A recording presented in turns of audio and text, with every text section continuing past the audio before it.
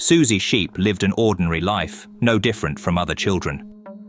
But without a father, her mother had a hard time. She worked 10 hours every day to earn a living for her daughter.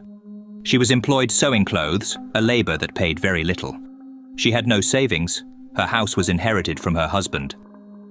But one day she received a job offer. She had an interview and would finally be able to get the high salary she had dreamed of all these years. She immediately quit her old job that she hated so much. Soon her life would get better. But 4 days later, she gets a call. Something has changed, and now they don't need an employee.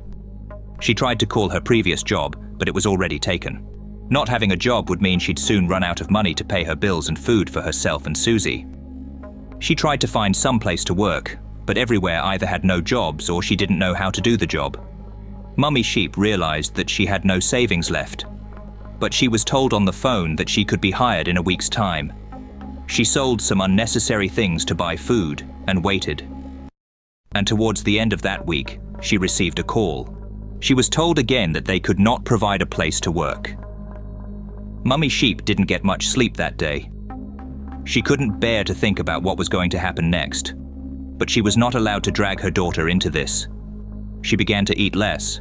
Now she didn't buy expensive foods like eggs and sweets. At the same time, she looked for a job, but she couldn't find one.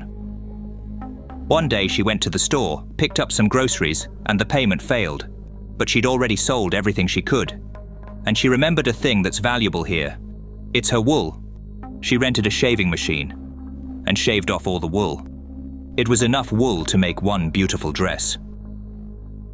She was able to sell it and got the money. It was a lot of money for her.